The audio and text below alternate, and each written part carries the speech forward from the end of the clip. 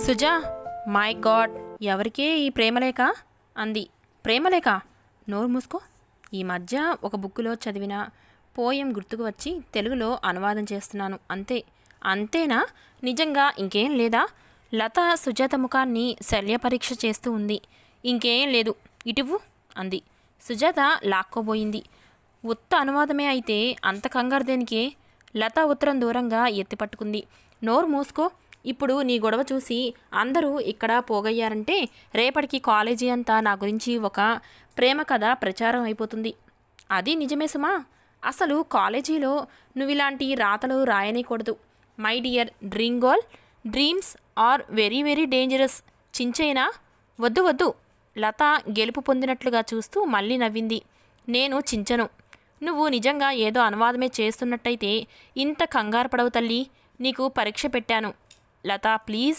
ఎవరు అతను చెప్పు. ఎవరు లేరంటే నమ్మవేంటి? నీ పెదవులు లేరని బుకాయిస్తున్నా నీ కళ్ళు ఉన్నారని నిజం చెప్పేస్తున్నాయి. నీ బుగ్గలు ఎందుకే అంతా ఎర్రబడినాయి? లత, నేను నీకు జవాబు చెప్పలేను బాబు. ఇటివ్వు. ప్రాధేయపడుతున్నట్టుగా చూసింది. ఇస్తానులే, కానీ నా ప్రశ్న ఒకటి ఉంది. నువ్వు జవాబు చెప్పాలి. ఏమిటది? విసుగ్గా అడిగింది. నువ్వు ఇదివరకులా లేవు, చాలా మారిపోయావు. నాతో బొత్తిగా మాట్లాడమే తగ్గించేశావు. కారణం ఏమిటి? ఏమీ లేదు. నేను పరీక్ష పాస్ అయి తీరాలి. శ్రద్ధగా చదువుతున్నాను అంతే. మా నాన్న మీ నాన్నలా తప్పితే మళ్ళీ చదివించడు. లత సుజాత ముఖంలోకి సూటిగా చూసింది. అంతేనా? అంతే. నమ్మమంటావా? అది నీ ఇష్టం. లత సుజాతకి ఉత్తరం తిరిగి ఇచ్చేసింది. చెట్టుచాటుగా కూర్చొని ఈ ఉత్తరం రాయటం, నేను లాక్కోగానే కంగారు పడడం చూసి నేను నిజంగా ఎవరైనా ఉన్నారేమో అనుకున్నానే. అయినా నా పిచ్చి కాకపోతే ఎవరైనా ఉంటే నువ్వు నాకు చెప్పవా? నేను నిన్ను అనుమానించడం నాది తప్పు. నన్ను క్షమించవే సుజా. అంత పెద్ద మాటలు ఎందుకిప్పుడు? ఈరోజు పిక్చర్కి వెళ్తున్నాం. మదన్ కూడా వస్తున్నాడు. నువ్వు కూడా రాకూడదు? నాకు వీలవదు. త్వరగా ఇంటికి వెళ్ళాలి. ఎప్పుడు అడిగినా ఇదే మాట విని వీరి బోర్ కొడుతుంది. నీ పరిస్థితి వేరు, నా పరిస్థితి వేరు లత. ఏమిటా పరిస్థితులు? గుంజకి కట్టిన మేకల్లా మ్యా మ్యా అనకపోతే కాస్త బోల్డ్గా ఉండకూడదా అంటాను. మనం మార్చుకుంటే పరిస్థితులు మారవా? కాస్త సరదాగా ఉంటే ఏం పోతుంది? నీలాంటి వాళ్ళ ముందు నాలాంటి వాళ్ళు ఒట్టి తిరుగుబోతుల్లా ఉంటారు. మదన్ అంటూనే ఉంటాడు. అసలు ఇలాంటి జిడ్డుముఖంతో నీకు స్నేహం ఎలా కలిసిందని. లత ఊహించినట్టుగా ఆ మాటలు వినగానే సుజాత గయ్యమనలేదు, చిరాకు పడలేదు. చిరునవ్వుతో నిదానంగా సమాధానం చెప్పింది. మీ మదన్తో జాగ్రత్త అని చెప్పు. అతనికి నాలాంటి జిడ్డుముఖమే పెళ్ళాంగా వస్తుందేమో ఎవరికి తెలుసుటా? అతనికా? మదన్ స్వభావం నాకు బాగా తెలుసు. చచ్చినా అలాంటి అమ్మాయిని చేసుకోడు. చూద్దుగానిగా అతనికి పెళ్ళవని. నీ మాట నిజం అవుతుందో నా మాట రుజువు అవుతుందో నువ్వే తెలుసుకుంటావు. ఏమిటా మాటలు? అతనికి కాబోయే భార్య ఎవరో నీకు తెలిసినట్టే మాట్లాడుతున్నావేమిటి? నువ్వు అన్నదానికి జవాబు చెప్పాను అంతే. మీ మదన్ లాంటి వాళ్ళు బయట ఎన్ని కబుర్లు చెప్పినా పెళ్లి విషయం వచ్చేసరికి తల్లిదండ్రులకు నచ్చిన పిల్లనే చేసుకుంటారు. అందరి సంగతి తెచ్చి అతనికి ముడిపెట్టకు. అతను వేరు దృఢంగా అంది లత. నీకు బాగా తెలుసా? సుజాత రెట్టించింది. తెలుసునని అనుకుంటున్నాను మరి. లత భుజాలెగరేసింది. క్రిస్టమస్ పండుగ వచ్చేసింది. లత చేసిన హడావుడి అంతా ఇంత కాదు. స్నేహితులందరినీ పిలిచింది. ఇదేమిటోయ్ లత, మొన్న బెనారస్ చీర కట్టుకొని దీపావళి సెలబ్రేట్ చేశావు. ఇప్పుడు అందమైన ఈ మ్యాక్సీ వేసుకొని క్రిస్టమస్ అంటున్నావు అంది పార్టీకి వచ్చిన ఒక ఫ్రెండు. అది మా అమ్మ పండుగ, ఇది మా నాన్నది. కాబట్టి నాకు రెండూ ముఖ్యమే. ఇంతకీ నువ్వు హిందువా లేకపోతే క్రిస్టియన్వా? ఏమో నాకే తెలియదు. మా అమ్మ తరపు వాళ్ళు నన్ను క్రిస్టియన్ అంటారు, నాన్న వైపు వాళ్ళు హిందూ అని అంటారు. మరి నేను ఏ మతానికి చెందుతానో మా డాడీయే చెప్పాలి అంది అక్కడే ఉన్న తండ్రిని చూస్తూ. డేవిడ్ చేతులు రెండు నిస్సహాయంగా ఎత్తినట్టుగా గాలిలోకి లేపుతూ, నాకు కూడా తెలియదు, ఆ దేవుడిని అడగాలి అన్నాడు. ఆ దేవుడిని అడగాలా మరి? మీ దేవుడా మా దేవుడా? ఒకరు సందేహం వెలుబుచ్చారు. అందరి దేవుడు ఒక్కడే, సర్వాంతర్యామి అన్నాడు చలం. Well said. ఎవరో మెచ్చుకున్నారు. నన్నడిగితే నో రిలీజియన్, నో క్యాస్ట్, మానవత్వానికి మించిన మంచి మతం ఇంకేది లేదంటాను.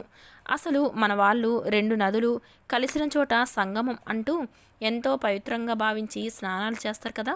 అలాగే రెండు మతాలు కలయికగా పుట్టిన వ్యక్తులని ఎందుకు గౌరవించరో మన వాళ్ళల్లో చాలామంది నీలాంటి కబులు రాయుల్లేలే, కానీ కార్యవాదులు కాదులే. ఏం పెద్ద మనిషి, నో రిలీజియన్ నో క్యాస్ట్ అంటున్నావు? వాటికి వ్యతిరేకంగా నువ్వు పెళ్లి చేసుకో చూద్దాం. తప్పకుండా అలాంటి ఆడపిల్ల దొరికితే తనకి నేను నచ్చితే ఐఆమ్ రెడీ సార్. నాకు తెలుసు చలం, నువ్వు చాలా మంచివాడివని. డేవిడ్ చలం భుజం తట్టాడు. డోంట్ బిలీవ్ హిమ్ డాడీ, నీకు మస్క కొట్టేస్తున్నాడతను అంది లత. అందరూ గొల్లున నవ్వారు. వాళ్ళందరూ కబుర్లలో ఉండగా సుజాత మదన్ మెల్లగా వాకిట్లో అలంకరించిన క్రిస్టమస్ స్టార్ని చూసే నెపంతో అక్కడ చేరారు. సుజా, నీ ఉత్తరం అందింది. Wonderful dear. అది చదువుతుంటే నేనంతా హెవెన్ చేరుకున్నట్టుగా ఉంది. ఇది వరకు రాసిన అన్నింటి ఉత్తరాల్లో ఇది సూపర్గా ఉంది. అంత బాగా ఎలా రాయగలిగావు? సుజాత ముఖంలో సిగ్గు దోబూచులాడింది. ఆ ఉత్తరాలు చదువుతుంటే ఆ క్షణంలో రెక్కలు కట్టుకు వచ్చి నిన్ను ఎత్తుకొని పారిపోవాలని అనిపిస్తుంది. నన్ను నువ్వు చాలా బాధ పెడుతున్నావు. ఇంకా 4-5 నెలలు ఆగాలంటే నా వల్ల అయ్యేటట్టుగా లేదు. ఒక్కొక్క నిమిషం ఒక్కొక్క యుగం అంత భారంగా నడుస్తుంది. నా బాధ తీర్చే ఉపాయం నువ్వే చూడాలి. మదన్, మనం చేసుకున్న ప్రామిస్ మర్చిపోయావా? పరీక్షలైతే గానీ పెళ్ళి కాకూడదని అనుకోలేదు. ఈ వెయిటింగ్ ఇంత బాధగా ఉంటుందని నాకు తెలియలేదు. సుజా, తెలిసి ఉంటే ప్రామిస్ చేసి ఉండేవాడిని అస్సలు కాదు. సుజా డియర్, నువ్వు ఇంత పాతకాలం మనిషివని కూడా నేను అనుకోలేదు. మనం ఆగస్టులో పెళ్లి చేసుకోవాలని అనుకున్నాం. ఇప్పటికీ ఎన్ని నెలలు అయ్యిందో చెప్పు. ఇన్ని నెలల్లో ఒక్కసారి ఒక్క అరగంటైనా మనం ఒంటరిగా కలుసుకున్నామా? ఎన్నోసార్లు నా గది రమ్మనమని ప్రాధేయపడ్డాను, నువ్వు రాలేదు. ఏమిటసలు నీ మనసులో ఉన్న భయం ఏమిటో సూటిగా చెప్పు. నా మీద నీకు నమ్మకం లేదా? అబెబ్బే, అదేం కాదు, సుజాత తడబాటుగా అంది. నువ్వు ఆ మాట మనస్ఫూర్తిగా అంటున్నావా? సుజాత తల ఊపింది. అయితే ఈ పార్టీ అవగానే నా గదికి వెళ్దాన్రా. మదన్, మను అని పిలువు. ఉత్తరాల్లో అలాగే రాస్తావుగా. మదన్, ఈరోజు వీలు కాదు. ఎందుకని? నాన్న, మంగ కూడా సిటీ వచ్చారు. నన్ను తీసుకెళ్ళడానికి వాళ్ళు వస్తారు. అబ్బా, ఎప్పుడు ఏదో ఒక అడ్డంకు. సరే, నా దగ్గరికి ఎప్పుడు వస్తావో చెప్పు. సుజాత సమాధానం చెప్పలేనట్టుగా చూడసాగింది. త్వరగా చెప్పు. వాళ్ళల్లో ఎవరైనా మళ్ళీ ఇటు వస్తారు. మనకి మళ్ళీ మాట్లాడే అవకాశం కూడా ఉండదు. మదన్, ఈ ఆదివారం నువ్వు గార్డెన్కి రా. ఇంట్లో స్పెషల్ క్లాసెస్ ఉన్నాయని కాలేజీకి వెళ్ళాలని చెప్పు. కానీ నువ్వు ఇంకేం చెప్పినా నేను వినను. నీ కోసం నేను ఒక మంచి ప్రెజెంట్ తెచ్చి ఉంచాను. అది నీకు ఇవ్వడానికి నా మనసు తహతహలాడిపోతుంది. మర్చిపోకు. ఆదివారం నాడు నీకోసం 1000 కళ్ళతో ఎదురుచూస్తుంటాను. నువ్వు రాకపోతే నా మీద నమ్మకం లేదని అనుకుంటాను. సుజా, ఈ ఒక్కసారి మాత్రం నన్ను డిసప్పాయింట్ చేయకు ప్లీజ్. ఇంతలో లోపల నుంచి అందరూ ఒక్కసారి గొల్లున నవ్వటం వినిపించింది. మదన్ భుజం మీదుగా తల తిప్పి ఆ సందడి వైపు చూశాడు. సుజా, ఏది ఆదివారం నాడు నన్ను నిరాశపరచనని ప్రామిస్ చెయ్యి. త్వరగా అంటూ తొందర చేశాడు. సుజా తటపటాయింపు చూసిన అతను తానే సుజా చెయ్యి ఎత్తి తన చేతిలో ఉంచుకొని వాగ్దానం ఇచ్చేశావు అని చెయ్యి ఎత్తి పెదవులకి తాకించుకున్నాడు. హలో మదన్, వెనక నుంచి ఎవరు పిలిచారు? మదన్ చివ్వున తిరిగి చూశాడు.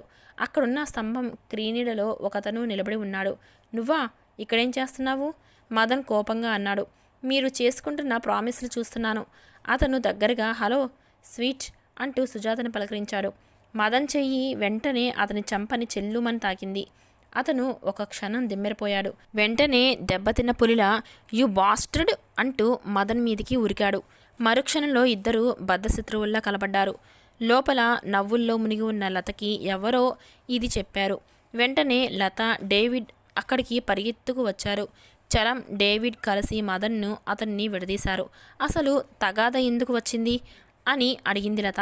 అతన్ని అడుగు అన్నాడతను. షటప్, మదన్ అర్చాడు. All right. డేవిడ్ శాంతించమన్నట్టు మదన్ చేయి నిమిరాడు. పార్టీ ఉత్సాహం అంతా ఈ తగాదాలతో సమసిపోయినట్టు అయింది. సికింద్రాబాద్ స్టేషన్. మద్రాస్ వెళ్ళే ఎక్స్ప్రెస్ త్వరలో కదలడానికి సిద్ధంగా ఉన్నట్టుగా పొగలు చిమ్ముతూ ప్లాట్ఫారం మీద నిలబడి ఉంది. స్టేషన్ అంతా రద్దీగా జనంతో గడబడిగా ఉంది. సుజాత మనసంతా కళ్ళల్లో ప్రతిఫలిస్తున్నట్టుగా ఆదుర్దాగా అక్కడ నిలబడి ఎవరికోసమో ఎదురు చూస్తున్నట్టుగా ఉంది. చలమన్నయ్య మదన్ని తీసుకొని తప్పకుండా స్టేషన్కి వస్తానని మరీ చెప్పాడు. మదన్ కలిశాడో లేదో.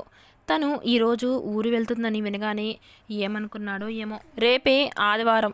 మదన్ని నిరుత్సాహపరచలేని అతడు కోరిన విధంగా ఆదివారం గార్డెన్కి వెళ్ళి కలుసుకోవటానికే నిశ్చయం చేసుకుంది. ఆ నిశ్చయానికి రావడానికి 2 రాత్రిళ్ళు పగళ్ళు తన మనసు ఎంత ఊగిసలాడింది. అతని పట్ల ఉన్న ప్రేమ వెళ్ళమని ప్రోత్సహిస్తుంటే మంచి చెడ్డలు తెలిసిన వివేకం వద్దని వెనక్కు లాగడం ప్రారంభించింది. మదన్ కాబోయే భర్తే కావచ్చు. అతనికి నువ్వంటే అపరిమితమైన ఇష్టమే ఉండవచ్చు. కానీ ఆడపిల్ల జీవితానికి కొన్ని నియమాలు, హద్దులు ఎల్లప్పుడూ ఉండాలి. ఆ క్రమశిక్షణ, మనోనిగ్రహం ఉన్న ఆడపిల్ల సాధారణంగా పొరపాట్లు చేసే అవకాశం రాదు. కానీ సుజాత మనసులో ఆ నిగ్రహం సడలిపోవడానికి ఎంతోసేపు పట్టలేదు. మదన్ మనసు నొప్పించలేని బలహీనత ఆమెని ఆవరించుకోసాగింది. క్రిస్టమస్ వెళ్ళిన మర్నాడే మెడ్రాస్లో ఉన్న విమల దగ్గర నుంచి మూర్తి ఆరోగ్యం గురించి ఆందోళన చెందుతూ ఉత్తరం వచ్చింది. సుజాత వెంటనే అక్కడికి జవాబు రాసింది. అవసరమైతే కూతుర్ని పంపిస్తానని టెలిగ్రామ్ ఇమ్మనమని సుందరరామయ్య గారు కూడా విమలకి రాశాడు. ఆ ఉత్తరం విమలకి చేరక మునిపే మూర్తికి ఆపరేషన్ అయిందని, సుజాతని పంపమని టెలిగ్రామ్ వచ్చింది. సుజాత ఆదివారం బయలుదేరుతుందన్నట్టుగా సుందరరామయ్య గారు టెలిగ్రామ్ ఇచ్చారు. తీరా క్యాలెండర్ చూసిన తర్వాత ఆయనకి తను చేసిన పొరపాటు అర్థమైంది.